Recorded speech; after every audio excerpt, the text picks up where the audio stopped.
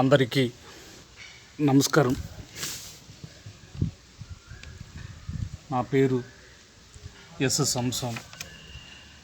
నేను శ్రీ వెంకటేశ్వర డిగ్రీ కళాశాలలో ఆంధ్రోపన్యాసకులుగా పనిచేయుచున్నాను.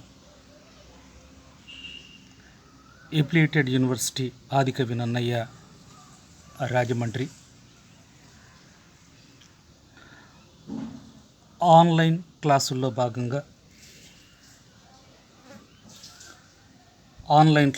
భాగంగా సెకండ్ డిగ్రీ విద్యార్థులకు 4th సెమిస్టర్ లీడర్షిప్ ఎడ్యుకేషన్ నాయకత్వ విద్యలో భాగంగా థర్డ్ యూనిట్ నుంచి థర్డ్ క్వశ్చన్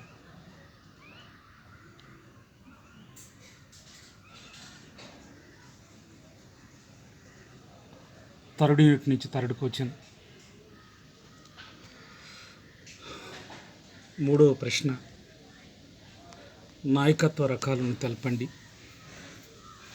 లేదా నాయకత్వ రీతులను వివరించండి అనే క్వశ్చన్ని మనం సమీక్ష చేద్దాం. అనే క్వశ్చన్ని మనం వివరించుకుందాం.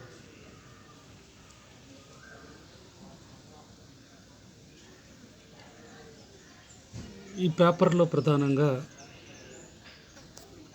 మనకి టైటిల్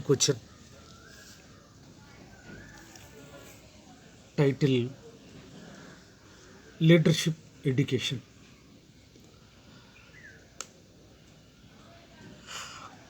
నాయకత్వం అంటే ఏమిటి? నాయకుడు ఎంత గొప్పవాడు? నాయకత్వ ప్రత్యేకత, నాయకత్వ విశిష్టత, నాయకత్వ గొప్పతనం, ఇలా ఎన్నైనా మనం చెప్పుకోవచ్చు. నాయకుడు అనే పదానికి తన చుట్టూ ఉన్న సమస్యల్ని చక్కగా పరిష్కరించేవాడే నాయకుడు అని అర్థం. అయితే ఇవాళ మనం కొందరు నాయకులను చూస్తున్నప్పుడు తన చుట్టూ ఉన్న సమస్యలను పరిష్కరించకుండా కొత్త సమస్యలు సృష్టించేవాళ్ళు నాయకులుగా నాయకులుగా తయారవుతున్నారు మనం చూస్తున్నాం. అందుకని ఏంటంటే నాయకుడు అనేవాడు ఏంటంటే సమస్యలను పరిష్కరించేవాడు, సమస్యలు సృష్టించేవాడు కాదు. అందుకని ఏంటంటే నాయకుడు అనేవాడు చాలా గొప్పవాడు. అయితే ఇక్కడ నాయకుడు, యజమాని, లీడర్, మేనేజర్, బాస్, ఇలాగ రకరకాల పేర్లతో మనం చెప్పుకుంటున్నాం. అలాగే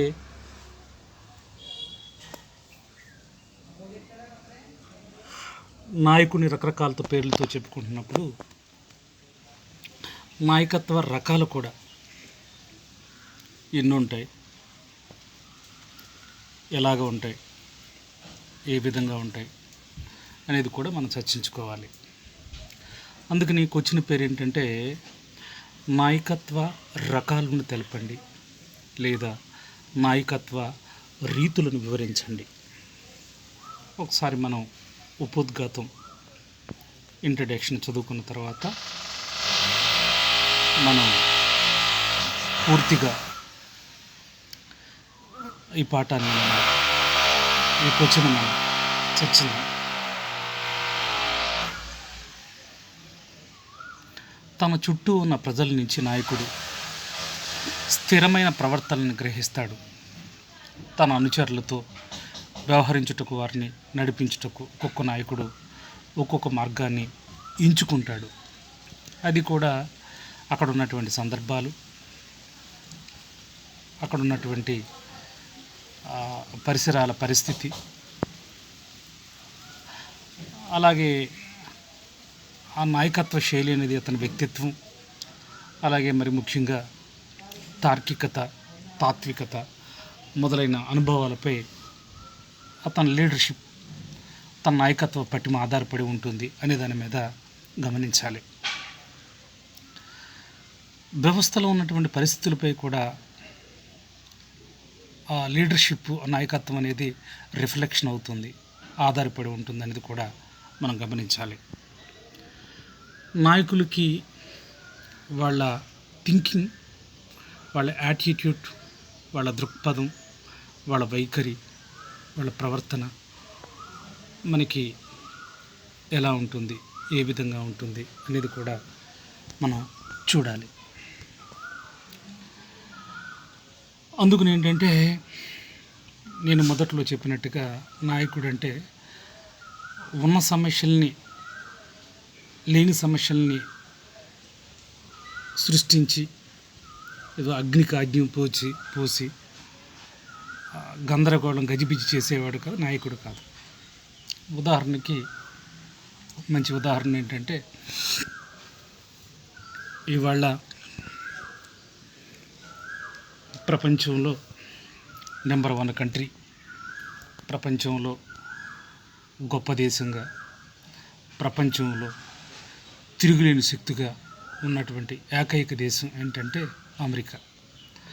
అమెరికా వెళ్ళాలని కేవలం ఏదో ఒక దేశం కాదు, ప్రపంచ ప్రజల యొక్క రంగుల కళ. ఎందుకంటే అక్కడ త్వరగా చదివేసుకుని పిల్లలు ఫ్లైట్ ఎక్కి అమెరికా వెళ్ళిపోయి 2 చేతులతో సంపాదించాలి, మా పిల్లలు డాలర్లు కాసే చెట్లు కావాలని ఆశపడుతూ ఉంటారు.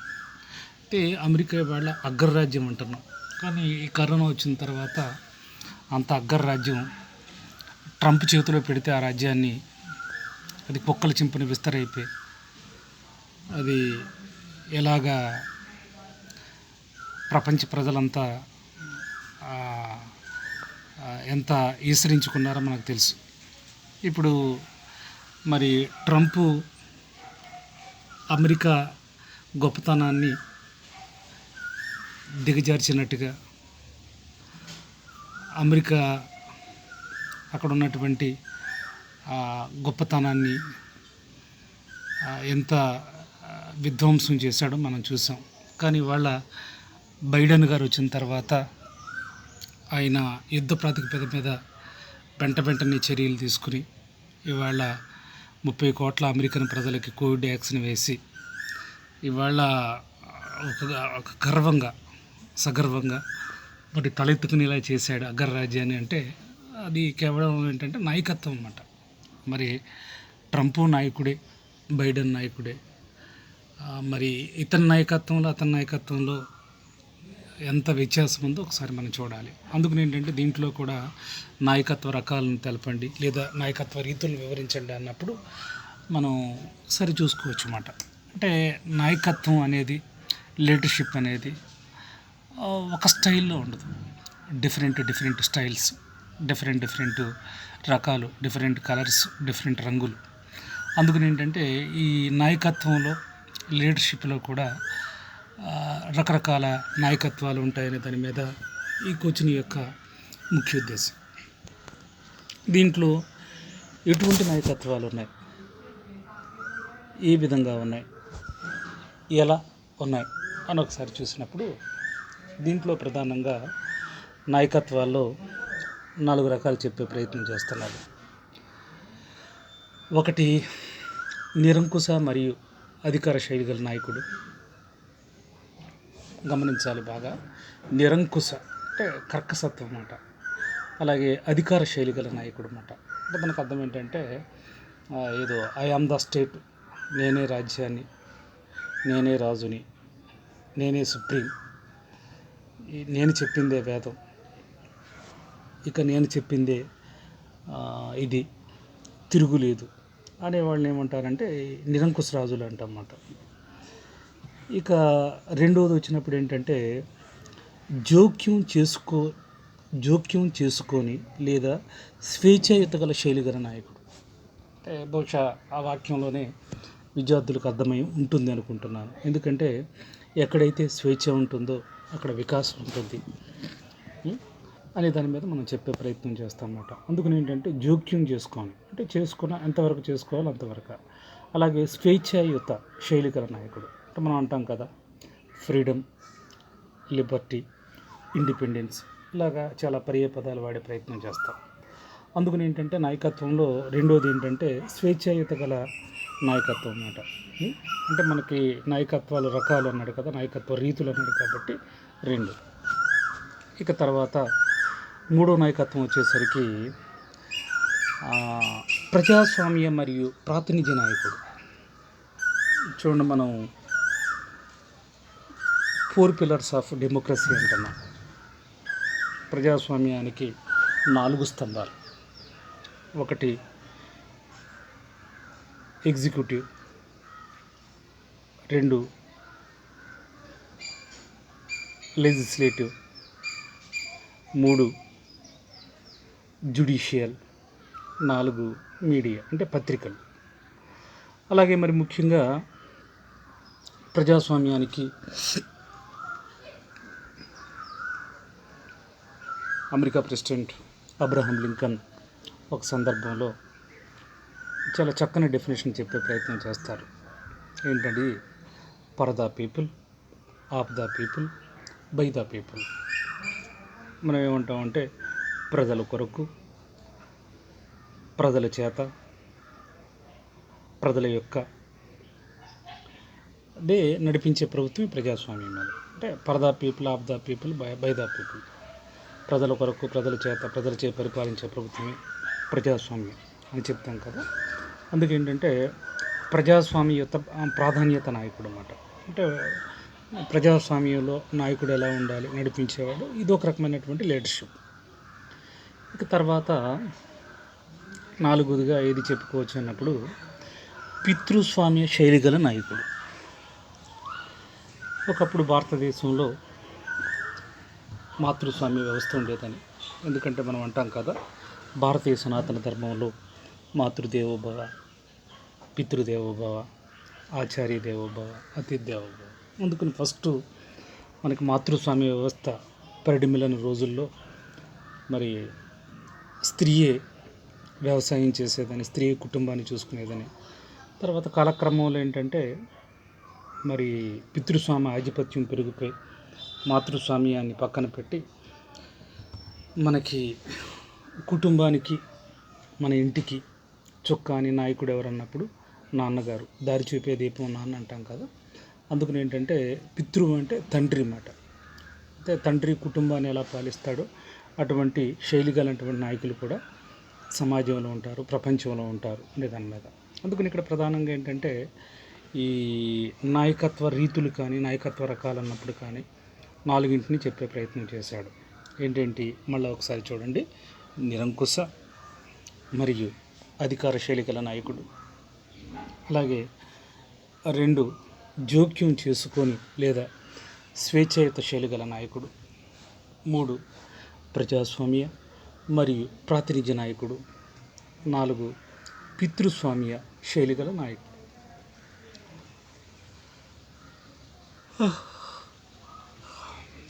అందుకని ఏంటంటే మనకి ఈ రకాలు చెప్పే ప్రయత్నం చేశాడు.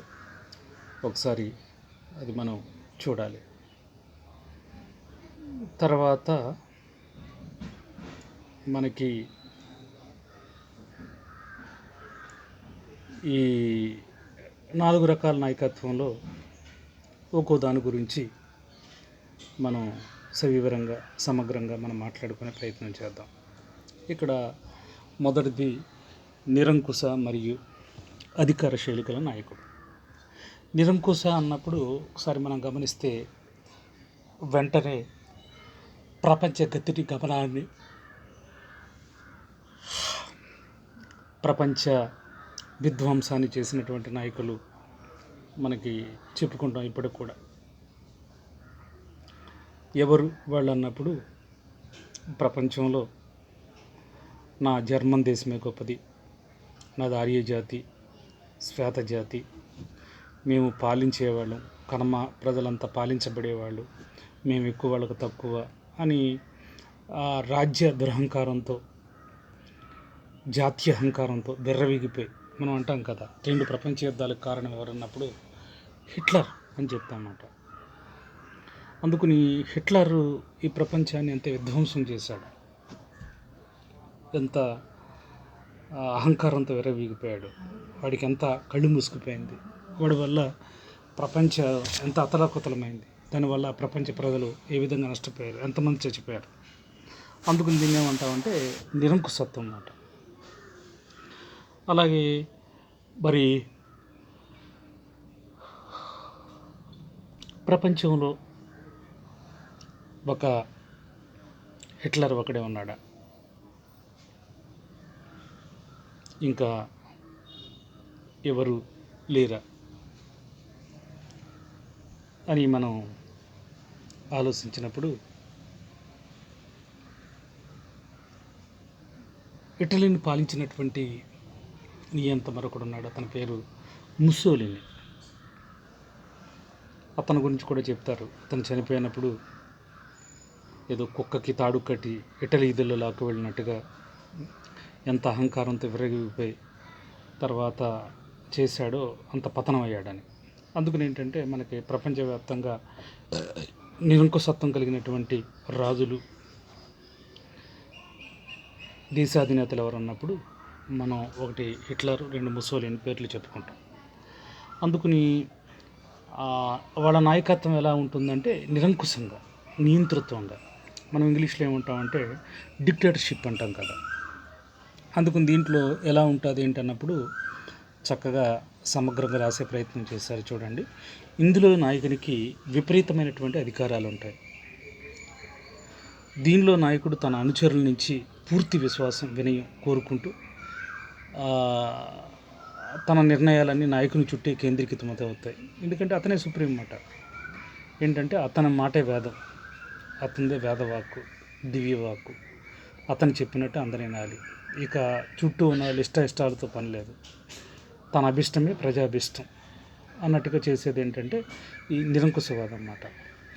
అలాగే అనుచరుల నుంచి ఎటువంటి సలహాలు తీసుకోబడవు. సాధారణంగా ఏంటంటే మనం ఈ ప్రజాస్వామ్యం అంటే ప్రజలందరినీ కలుపుకొని ప్రజారంజకంగా, ప్రజా ఇష్టంగా చేసేది అంటాం. ఇది అలా కాకుండా ఏంటంటే కేవలం ఇంకా ఎవరి సలహాలు, ఎవరి సూచనలు పరిగణించబడబట. అందుకని ఏంటంటే ఎవరి సలహాలు తీసుకోబడవు. తర్వాత ఎవరికితో కూడా సంప్రదింపులు ఉండవు. తర్వాత ఏంటంటే ఎటువంటి ప్రశ్నలు, ఆక్షేపణ లేకుండా పనులు చేయాలని నాయకుడు ఒత్తిడితో చేస్తాడు. అంటే ఎవరేమనుకున్నా, ఎవరు విమర్శించినా, ఎవరు తన దుర్భాషలాడినా ఏవి పట్టించుకోకుండా తను ఏదైతే చేయాలనుకున్నాడో అది చేసేవాడే మనకు నియంతృత్వ నాయకుడు అన్నమాట. అందుకని మనం దీన్ని ఏమంటున్నామంటే అదే నిరంకుశ నాయకత్వం. ఇంకేంటంటే మనకి తన చుట్టూ ఉన్న సమాజంతో కానీ, తన చుట్టూ ఉన్నటువంటి ప్రజలతో కానీ, తన చుట్టూ ఉన్నటువంటి మనుషులతో కానీ, వాళ్ళ ఇష్టాలతో కానీ, వాళ్ళ ఆలోచనతో కానీ, వాళ్ళ అభిప్రాయాలతో కానీ ఏ విధమైనటువంటి సంబంధాలు ఉండవన్నమాట. తనకి ఏది తోస్తే అది చేయడం, తను ఏది చేయాలనుకుంటే అది చేసేయడం. అందుకని దీన్ని ఏమంటారంటే నిరంకుశ నాయకత్వం అంటారు. ఏంటంటే ఇక్కడ నాయకుడు ఒక సహజత్వంతో ఉండడు. తర్వాత ఏంటంటే అందరినీ తృణీకరిస్తాడు, నిరాకరిస్తాడు, ఎవరిని ఇష్టపడ్డు. తను చెప్పిందే వేదం, తను చెప్పిందే దివ్యవాక్కు.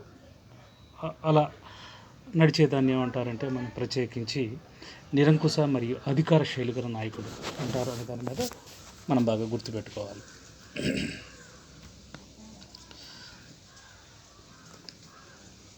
ఇక రెండో నాయకత్వానికి వచ్చేసరికి జోక్యం చేసుకొని లేదా స్వేచ్ఛాయుత శైలి గల నాయకుడు. అంటే ఈ లీడర్షిప్ ఎలా ఉంటుంది, ఈ నాయకత్వం ఎలా ఉంటుంది అన్నప్పుడు ఇదో తరహా నాయకత్వం. అయితే ఒకటి చక్కగా ఇదేం చెప్తుందంటే ఎక్కడైతే స్వేచ్ఛ ఉంటుందో అక్కడే వికాసం ఉంటుంది. ఎక్కడైతే స్వేచ్ఛ ఉంటుందో అక్కడే సామరస్యం ఉంటుంది. ఎక్కడైతే స్వేచ్ఛ ఉంటుందో అక్కడ సహజత్వం ఉంటుంది. తర్వాత చక్కగా ఒక ఓ అందమైన వాతావరణం ఉంటుంది అని చెప్పేది ఏంటంటే స్వేచ్ఛాయుత శైలి గల నాయకుడు అన్నమాట. అందుకని ఇక్కడ మనకు ప్రత్యేకించి ఏంటంటే స్వేచ్ఛ. స్వేచ్ఛ అంటే మనం ఇంగ్లీష్లో చాలా పదాలు వాడతాం కదా, లిబర్టీ, ఇండిపెండెన్స్, తర్వాత అలాగే ఒక పదం అని కాదు, చాలా పదాలు వాడుతూ ఉంటాం. లిబర్టీ, ఇండిపెండెన్స్, తర్వాత స్వేచ్ఛ, స్వాతంత్ర్యం ఇత్యాది పదాలు వాడుతూ ఉంటాం అన్నమాట. మరి స్వేచ్ఛ ఉన్న చోట వికాసం ఉంటుంది, స్వేచ్ఛ లేని చోట అరాచకం ప్రబలుతుంది. అయితే ఒకటి ఇక్కడ ప్రతిదానికి మనకి ప్లస్లో ఉంటాయి, మైనస్లో ఉంటాయి. ప్రతి దాంట్లో మనకి గొప్పతనం ఉంటుంది, ప్రతి దాంట్లో మనకి టూ షేడ్స్ అన్నమాట. అయితే ఇక్కడ మనకు ప్రత్యేకించి ఏంటంటే స్వేచ్ఛ ఉంది కదని మితిమీరిన స్వేచ్ఛ కూడా అది అది అరాచకం ప్రబలే అవకాశం ఉంటుందన్నమాట. అందుకే ఎంతవరకు స్వేచ్ఛ ఇవ్వాలో అంతవరకే స్వేచ్ఛ ఇవ్వాలి, అంతకు మించి ఎక్కువ ఇవ్వకూడదు. అందుకని ఇక్కడ మనకు ప్రత్యేకించి ఏంటంటే దీంట్లో మనం బాగా గమనిస్తే జోక్యం చేసుకొని లేదా స్వేచ్ఛాయుత శైలి గల నాయకుడు ఏమంటాడు దీంట్లోని, ఇటువంటి శైలి గలటువంటి నాయకత్వంలో అనుచరులకు గరిష్టంగా స్వేచ్ఛను అందించడం జరుగుతుంది. ఇక్కడ అనుచరులు స్వేచ్ఛగా ఉండి వారికి వారి సిద్ధాంతాలను, పద్ధతులను ఏర్పరచుకుంటారు, ఎవరికి వారు నిర్ణయాలు తీసుకోవచ్చు. ఇటువంటి నాయకుడు అవసరమైన పది మేరకు మాత్రమే తన అనుచరులకు సలహాలు, సూచనలు ఇస్తాడు. వారు అడగనిది ఏ పని చేయడు. తనకు అర్థం ఏంటంటే చక్కగా మనం ఏంటంటే అవతల వాడి యొక్క వ్యక్తిత్వానికి, అవతల వాడి యొక్క అభిప్రాయాలకి, అవతల వాళ్ళ యొక్క ఆలోచనలకి, అవతల వాళ్ళ యొక్క అభిష్టాలకి ప్రాధాన్యత ఇచ్చే నాయకత్వం ఏదంటే స్వేచ్ఛాయుత శైలి గల నాయకత్వం అన్నమాట. అంటే దానికి అర్థం ఏంటంటే తని సొంతంగా ఆలోచించుకొని, తని ఒక నిర్ణయం తీసుకుని, తని ఒక చివరి మాటగా, తనే సుప్రీంగా, తనే ఇక ఎదురులేని అట్లా కాకుండా తన పాపం చుట్టూ ఉండేవాళ్ళు అన్నమాట. చక్కగా పూర్తి స్వేచ్ఛ, మన పద్ధతులు ఎలా ఉండాలి, ఏ విధంగా ఉండాలి, అందరినీ కలుపుకుని ఎలా ఉండాలి, తర్వాత చక్కగా అందరం సంతోషంగా ఏ విధంగా ఈ సమాజాన్ని నడిపించవచ్చు, ఇలాగా ఒక బ్రాడ్ మైండ్తో, అంటే ఒక విశాల దృక్పథంతో ఆలోచించేదాన్ని ఏమంటారంటే స్వేచ్ఛాయుత శైలి గల నాయకత్వం అంటారనమాట. లేకపోతే స్వేచ్ఛాయుత శైలి గల నాయకుడు అని అంటారు. అందుకని ఇక్కడ మనకు ప్రత్యేకించి ఈ రెండోది, ఈ స్వేచ్ఛ, లిబర్టీ, ఇండిపెండెన్స్ మనం రకరకాల ఇంగ్లీష్లో పర్యాయ పదాలు వాడతాం కాబట్టి మనం ఆ విధంగా మనం చూడవచ్చు. అలాగే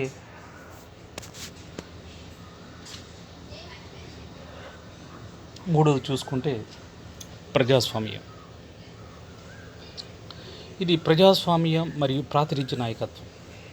ప్రజాస్వామ్యం మరియు ప్రాతినిధ్య నాయకత్వం పైన తెలిసినటువంటి నిరంకుశ మరియు జోక్యం చేసుకునే నాయకుల శైలి ఏ విధంగా ఉంటుంది.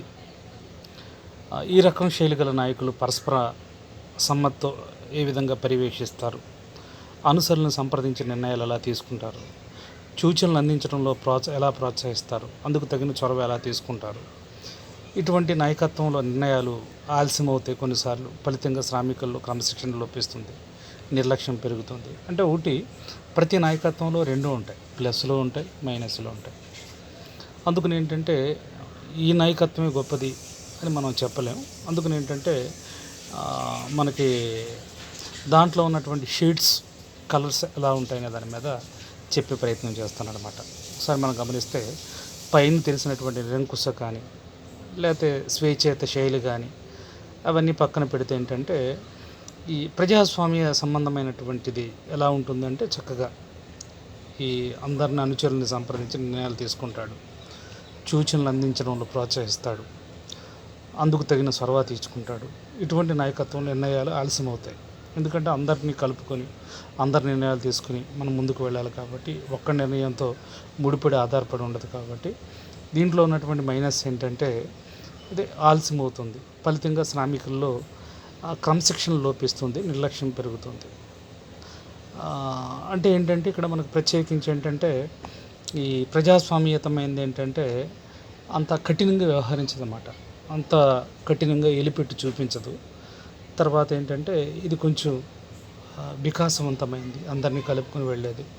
ఆ కారణంగా ఏమంటాడంటే ఈ నాయకత్వం వల్ల ఏంటంటే ఈ శ్రామికుల్లో కొంచెం క్రమశిక్షణ లోపిస్తుందేమో, అలాగే ప్రజల్లో నిర్లక్ష్యం పెరుగుతుందేమో అనే దాని మీద చెప్పే ప్రయత్నం చేస్తాడు. అందుకు దీన్ని ఏమంటారంటే ప్రజాస్వామ్య మరియు ప్రాతినిధ్య నాయకుడు అన్నమాట. చూడండి, మనం మొదట్లోనే మాట్లాడుకున్నాం 4 పిల్లర్స్ ఆఫ్ డెమోక్రసీ అంటే భారతదేశం ఎన్ని సౌదాల మీద అంటే ఒక విధంగా చెప్పాలంటే మనం ఎగ్జిక్యూటివ్, తర్వాత లెజిస్లేటివ్, అలాగే జ్యుడిషియల్, మీడియా, పత్రికలు 4 స్తంభాలు అంటాం కదా, 4 పిల్లర్స్ ఆఫ్ డెమోక్రసీ.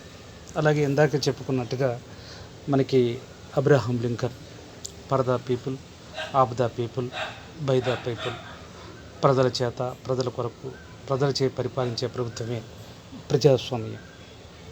అందుకని ఏంటంటే ప్రజాస్వామ్యంలో ప్రజలే ప్రభువులు అంటారన్నమాట. ఎందుకంటే ప్రజారంజకంగా ఉండాలి, ప్రజాభిష్టం మేరకే పాలించాలి. అందుకని ఏంటంటే ఈ ప్రజాస్వామ్యం చాలా మంచిదేమో. ప్రపంచంలో మరి అన్ని రాజ్యాంగాలు తీసుకున్నప్పుడు అన్నీ ఒకలా ఉండవు. కొన్ని చోట్ల రాచరిక వ్యవస్థలు ఉంటాయి, కొన్ని చోట్ల కమ్యూనిజం ఉంటుంది, కొన్ని చోట్ల సామ్యవాదం ఉంటుంది, కొన్ని చోట్ల నియంతృత్వం ఉంటుంది, కొన్ని చోట్ల ఇలా మన నాయకత్వాలు ఒకటని చెప్పలేమన్నమాట, రకరకాలుగా ఉంటుందన్నమాట. అందుకని ఇక్కడ ప్రజాస్వామ్య మరియు ప్రాతినిధ్య నాయకత్వం అనే దాని మీద దీంట్లో చెప్పే ప్రయత్నం చేస్తారన్నమాట. అందుకని ఏంటంటే ఇక్కడ మనం గమనించవలసినటువంటి విషయం ఏంటంటే ఈ చక్కగా ప్రజాస్వామ్యబద్ధంగా ప్రజాస్వామ్యానికి ప్రాతినిధ్యం వహించే విధంగా, తర్వాత ఎవరిని తోలనాడకుండా, ఎవరిని తక్కువ చేసి మాట్లాడకుండా, ఎవరు ఎక్కువ కాదు, ఎవరు తక్కువ కాదు, అందరూ సమానమే. అందుకేంటంటే చక్కగా ఎలా వెళ్ళాలి, ఎలా వెళ్ళకూడదు అని చెప్పేది ఏంటంటే మనకి ఈ ప్రజాస్వామ్య మరియు ప్రాతినిధ్య నాయకత్వం అని చెప్పొచ్చు. తర్వాత అట్లాగే ఇంకా మనం ఒకసారి చూసినట్లయితే ఇంకా ఏ విధంగా ఉంటుంది అనే దాని మీద చూసుకుంటే 4వదిగా పితృస్వామ్య శైలి గల నాయకుడు అనే దాని మీద.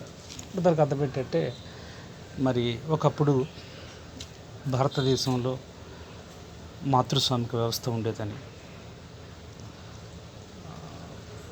తల్లి అన్ని చూసుకునేదని, కుటుంబ నిర్వహణ ఆవిడే అని, కుటుంబమే కాకుండా ఒక పక్కన కుటుంబాన్ని చూసుకుంటూ పిల్లల పోషణ అన్నీ చూసుకుంటూ, అలాగే తను వ్యవసాయం చేసి తర్వాత ఒక కుటుంబానికి ఒక పటిష్టమైనటువంటి భద్రత ఇచ్చేదని, తర్వాత కాలక్రమంలో ఈ పితృస్వామ్య వ్యవస్థ నుంచి ఈ మగాడి ఆధిపత్యం పెరిగిన తర్వాత అదే మాతృస్వామ్య వ్యవస్థ నుంచి పితృస్వామ్య వ్యవస్థకు వచ్చింది. అందుకని ఇక్కడ దీంట్లో ఏమంటున్నాడంటే పితృస్వామ్య శైలి గలటువంటి నాయకుడు. అందుకని ప్రజల యొక్క భావాలు మరియు భావోద్రేకాలు ఆధారంగా నాయకత్వ శైలి ఉంటుంది. ఇందులో అనుచరులకు తండ్రిగా ఉంటాడు, ఒక కుటుంబంలో తండ్రిలాగా అనుచరులను సంరక్షిస్తుంటాడు, వారి బాగోగులు నిత్యం పర్యవేక్షిస్తుంటాడు, అనుచరులకు మార్గదర్శకత్వం వహిస్తాడు, అందరికీ సహాయ సహకారాలు అందిస్తాడు. ఇతని నాయకత్వంలో ఎటువంటి తగాదాలు ఉండవు, ఎటువంటి గ్రూపులు ఏర్పడు, ఫలితంగా అనుచరులు అతనిపైనే ఆధారపడి ఉంటారు అనే దాని మీద దీంట్లో చెప్పడం జరిగిందన్నమాట. అందుకని ఏంటంటే నాయకత్వంలో ఇదొకటి. సాధారణ చూడండి, మనం అంటూ ఉంటాం ప్రేమకు ప్రతిరూపం అమ్మ, ప్రేమకు ప్రతిరూపం అమ్మ, దారి చూపే దీపం నాన్న అంటాం.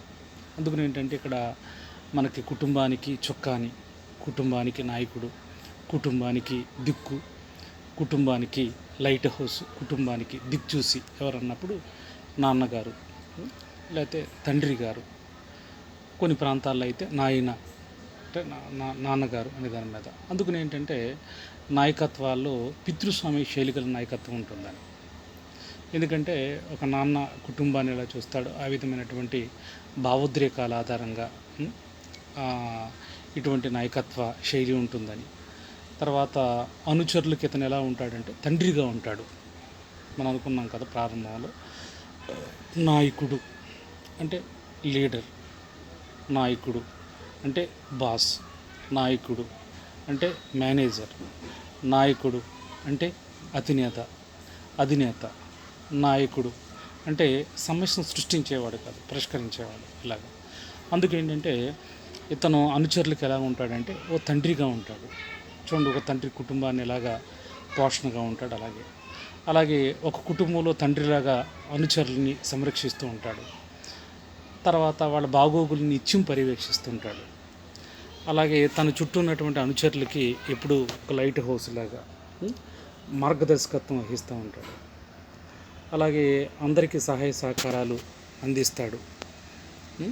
తర్వాత అలాగే తన నాయకత్వంలో ఎటువంటి గ్రూపులు ఏర్పడవు, తర్వాత ఎటువంటి మనుషుల మధ్య తగాదాలు రావు, ఎటువంటి పొరపత్యాలు ఉండవు, ఎటువంటి భేషజాలు ఉండవు. అందుకని ఏంటంటే అతనిపైన అందరూ ఆధారపడి ఉంటారు.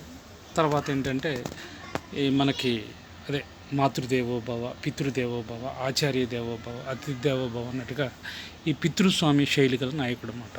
అంటే నాన్నగారు మనకి ఎలాగైతే కుటుంబాన్ని ఆలంబనగా ఉంటాడో అలాగా ఉండే గొప్ప నాయకత్వం ఏదన్నప్పుడు పితృస్వామ్య శైలి గలటువంటి నాయకత్వం అన్నమాట.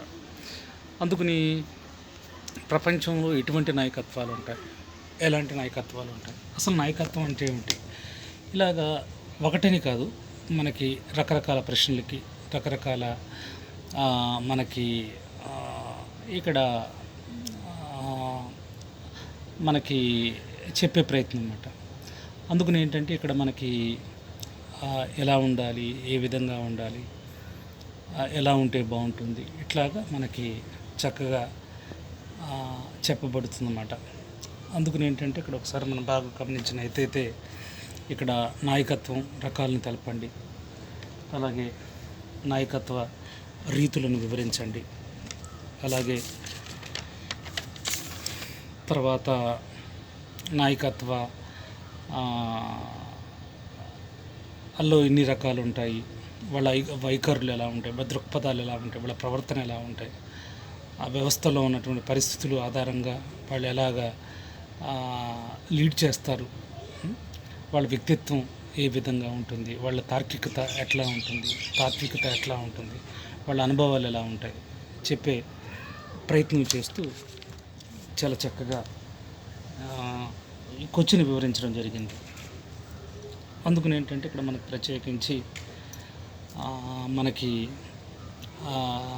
నాయకత్వ రకాలన్నా నాయకత్వ రీతులన్నా ఒకటే అనే విషయాన్ని మనందరం గుర్తుపెట్టుకోవాలి. తర్వాత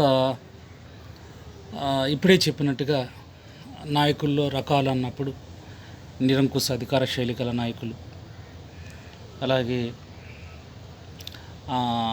జోక్యం చేసుకొని అంటే స్వేచ్ఛాయుత అన్నమాట అని అనుకున్నాం కదా. ఎక్కడైతే స్వేచ్ఛ ఉంటుందో అక్కడ వికాసం ఉంటుంది అన్నాం కాబట్టి అటువంటి నాయకత్వం.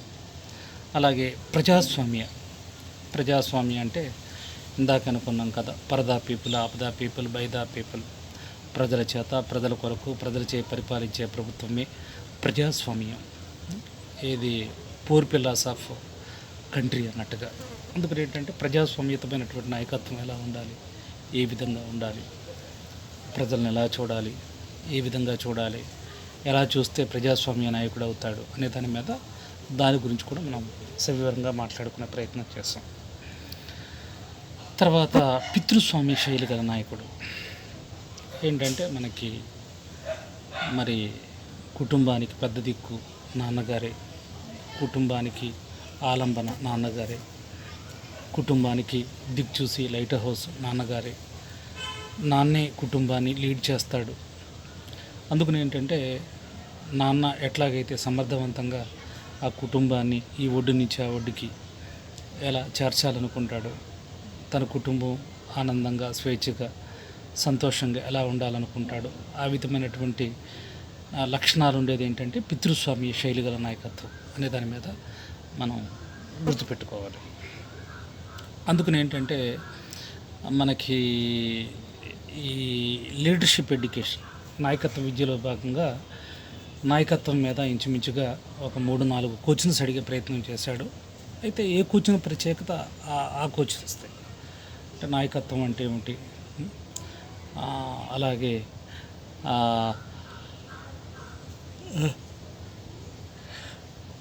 ఇక్కడ కూడా ఏంటంటే ప్రత్యేకించి ఏంటంటే ఇక్కడ స్టైల్ ఆఫ్ లీడర్షిప్ గురించి మాట్లాడాడు. దీంట్లో నాయకత్వ రీతులు ఏ విధంగా ఉంటాయి చూడండి. మనకి ప్రపంచ పటం మీద సుమారుగా రమారమి ఒక 250 దేశాలను తీసుకుంటే అన్ని దేశాల యొక్క కాన్స్టిట్యూషన్, అన్ని దేశాల యొక్క రాజ్యాంగ సరళి ఒకలా ఉండదు. కొన్ని దేశాలు రాచరిక వ్యవస్థ ఉంటాయి, కొన్ని దేశాలు పెట్టుబడిదారి విధానం, కొన్ని దేశాలు కమ్యూనిజం అంటే పోరాడితే పోయేది బానిస సంఖ్యలే, ప్రపంచ కార్మికుల ఏకం కండి. అందుకని ఏంటంటే సామ్యవాదం చూడండి. మనకి చైనా, రష్యా ఒకప్పుడు సామ్యవాదం, రాచరిక వ్యవస్థ బ్రిటన్ దేశం, అలాగే నియంతృత్వం ఇటలీ, జర్మనీ, అలాగే పెట్టుబడిదారి విధానం అమెరికా. ఇక భారతదేశం అంటే ఇక స్వేచ్ఛ స్వాతంత్ర్యాలకి, లిబర్టీకి, ఇది ప్రజాస్వామ్య దేశం కాబట్టి ఎలా ఉండాలి, ఏ విధంగా ఉండాలి అనే దాని మీద. అందుకని ఏంటంటే మనకి ఈ నాయకత్వం రకాలు ఏ విధంగా ఉంటాయి, ఎలా ఉంటాయి, ఇలా చాలా చక్కగా దీంట్లో చర్చించబడ్డాయి, ఇలా చక్కగా చెప్పబడ్డాయి. మనం ఎగ్జామ్స్లో వచ్చినప్పుడు ఎక్కడ తడబడకుండా, ఎక్కడ ఇబ్బంది పడకుండా చక్కగా సూటిగా మనకి ఉపోద్ఘాతంలో ఏం చెప్పొచ్చు, ఎలా చెప్పొచ్చు, అలాగే ఉపోద్ఘాతం అయిపోయిన తర్వాత మనకి విషయం నుంచి ఎలాగ దాన్ని వివరించుకుంటూ వెళ్ళొచ్చు, చివరిలో ఏ విధంగా దాన్ని ముగించాలి అనే దాని మీద మనకు బాగా తెలిసి ఉండాలన్నమాట. అందుకని ఏంటంటే చక్కగా ఈ టాపిక్ కూడా ఏంటంటే లీడర్షిప్ ఎడ్యుకేషన్, నాయకత్వ విద్య. చక్కగా ఏంటంటే ఏదైనా చదవనని చెప్పి కొంచెం కష్టంగా క్లిష్టంగా ఉంటుంది, దాని మీద 1కి 4 సార్లు చదివితే తర్వాత ఏదైనా మనకి ఈజీగా కనెక్ట్ అవుతుంది, ఈజీగా వస్తుంది అనే విషయాన్ని ప్రతి విద్యార్థి గమనించాలి. అందుకని ఏంటంటే మనకి ఇంచుమించుగా 10 మార్కులకు ఉంటుంది పేపరు, 50 మార్కులకు ఉంటుంది పేపరు. 50 మార్కుల్లో 10 ప్రశ్నలు ఉంటాయి, 5 రాయాలి, 5 పదులు 50. అందుకని అట్లా కాకుండా నేను ప్రతి యూనిట్కి 3 నుంచి 4 సెలెక్ట్ చేసే ప్రయత్నం చేశాను. చక్కగా అన్నీ మనం చూసుకోగలిగితే, చదువుకోగలిగితే రేపొద్దున ఎగ్జామ్స్లో ఏదొచ్చినా చక్కగా అవలీలుగా రాయడానికి బాగుంటుంది అన్న ఉద్దేశంతో ప్రతి విద్యార్థి గమనించాలి, తెలుసుకోవాలి.